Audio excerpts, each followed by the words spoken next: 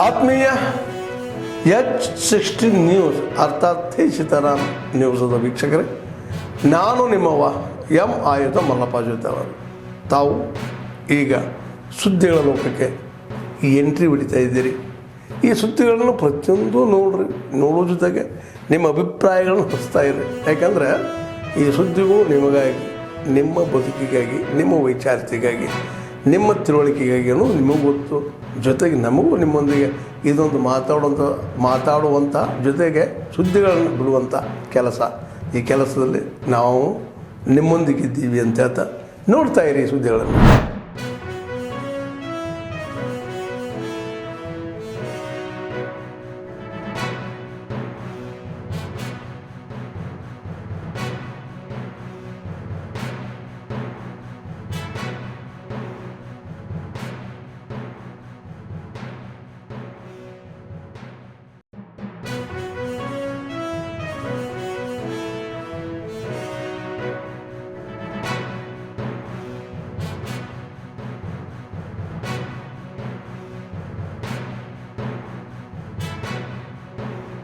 ಜಿಲ್ಲೆಗಳ ಪ್ರವಾಸವನ್ನು ಮಾಡಿ ನಮ್ಮ ಜಿಲ್ಲಾ ಪಂಚಾಯತಿ, ತಾಲೂಕು ಪಂಚಾಯತಿ ಚುನಾವಣೆಗಳು, ಇತ್ತೀಚೆಲ್ಲ ಚುನಾವಣೆಗಳ ಹಿನ್ನೆಲೆಯಲ್ಲಿ ಸಂಘಟನೆ ಬಲಪಡಿಸತಕ್ಕಂಥ ನಿಟ್ಟಿನಲ್ಲಿ ಚರ್ಚೆಗಳನ್ನು ಕೂಡ ನಾವು ಮಾಡಿದ್ದೇವೆ.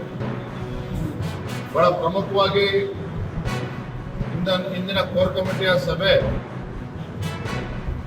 ಇತ್ತೀಚೆಗೆ ನಮ್ಮ ಕೇಂದ್ರ ಶಿಸ್ತು ಸಮಿತಿ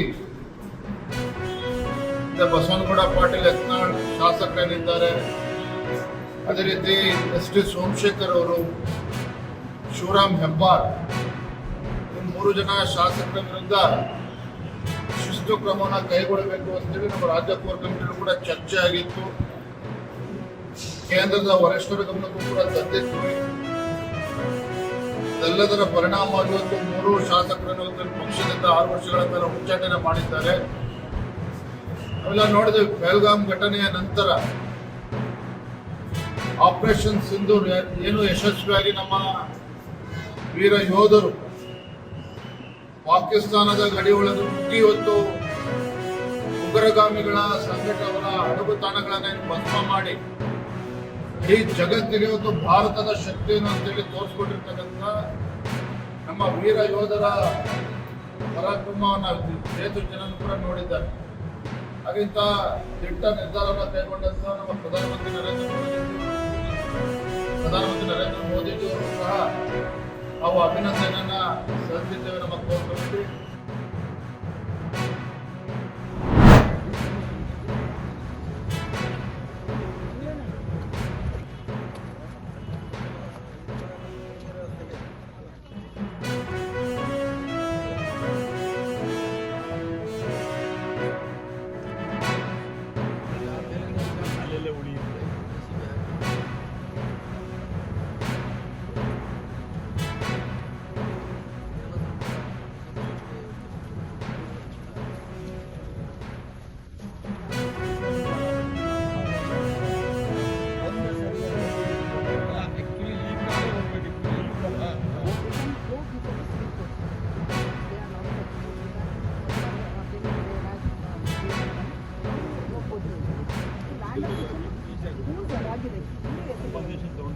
Sir, recently they asked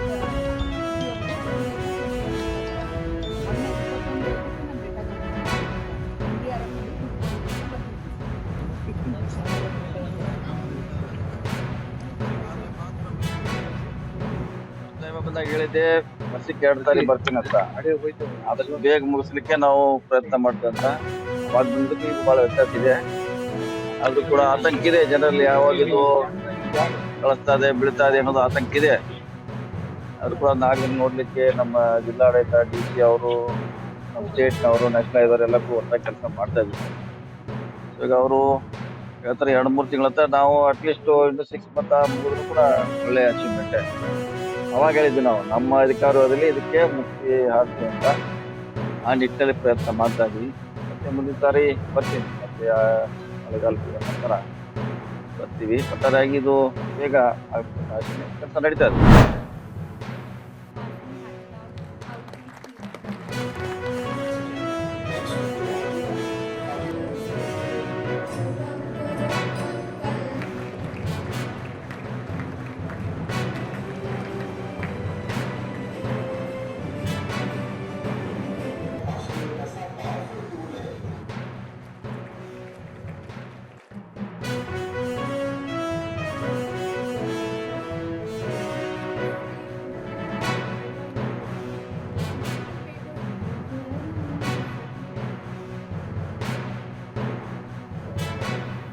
language. I was then I understood what it is. Now this because of the artificial intelligence, I don't know how the world will go and what direction we are going. I am sure this will help a lot.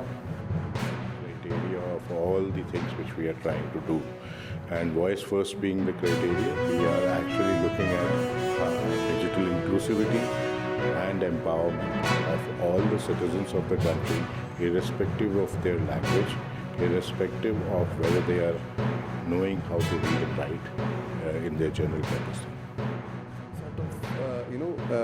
Sort of access to this digital world, right? Please join this journey, participate, and definitely be a part of this movement where India is walking towards and then definitely run towards the AI leadership. Actually is a platform that helps India's diversity of languages in a way that creates inclusion and access to people from around the country. Microsoft has been proud to be a part of this journey from the initial days when AI for Bharat as a initiative was started at IIT Madras, supported by Step Foundation.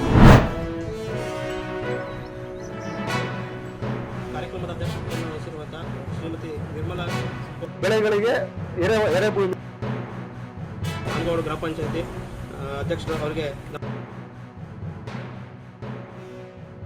ಕಾರ್ಯಕ್ರಮವನ್ನು ಭಾರತ ಸರ್ಕಾರ ಒಂದು ಹೆಮ್ಮೆಯ ಯೋಜನೆಯಾಗಿ ಹಮ್ಮಿಕೊಂಡಿದೆ.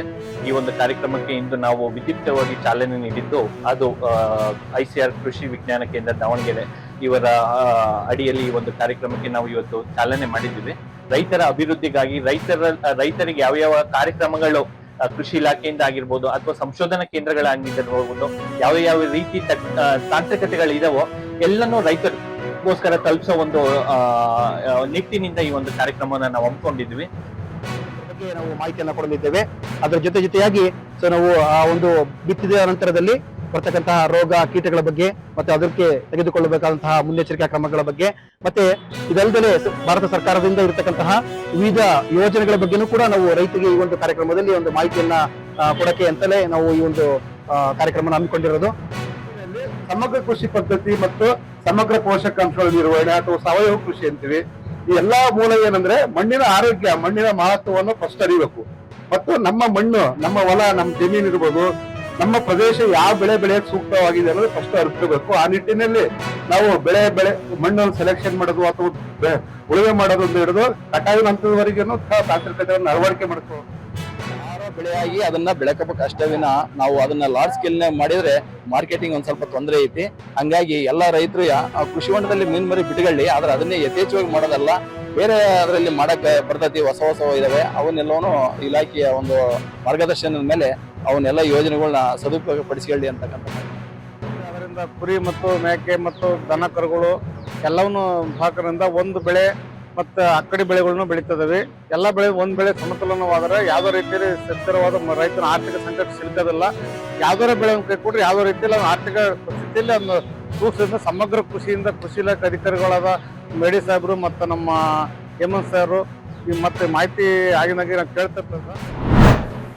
ಆತ್ಮೀಯರೇ, ಎಲ್ಲ ಸುದ್ದಿಗಳನ್ನು ನೋಡಿದ್ರಲ್ಲ, ಏನು ಅನಿಸ್ತು ನಿಮಗೆ? ಇದರಲ್ಲೇ ನಿಮ್ಗೆ ಲೈಕ್ ಆಗಿರ್ಬೋದು, ಡಿಸ್ಲೈಕು ಆಗಿರ್ಬೋದು, ಕಾಮೆಂಟ್ ಬೇಡಪ್ಪ ಅಂತೂ ಅನಿಸಿರ್ಬೋದು, ಕಾಮೆಂಟ್ ಮಾಡಬೇಕಪ್ಪ ಅನಿಸಿರ್ಬೋದು, ಶೇರ್ ಮಾಡಬಾರ್ದಪ್ಪ ಅನಿಸಿರ್ಬೋದು, ಅದು ಮಾಡಬೇಕು ಅನಿಸಿರ್ಬೋದು. ಏನಾದರೂ ಆಗಲಿ ಶೇರ್ ಮಾಡ್ತಾಯಿರಿ, ಈ ನ್ಯೂಸ್ಗಳನ್ನ ಹಂಚ್ತಾ ಇರಿ, ಜೊತೆಗೆ ಇದಕ್ಕೆ ಸಬ್ಸ್ಕ್ರೈಬ್ ಆಗ್ತಾಯಿರಿ ಅಂತ ಹೇಳ್ತಾ H16 ನ್ಯೂಸ್ ಅರ್ಥಾತ್ ಹೇ ಸೀತಾರಾಮ್, ಇದು ಸತ್ಯದ ಕೈಗೆ ನಡಿ. ವಂದನೆಗಳು.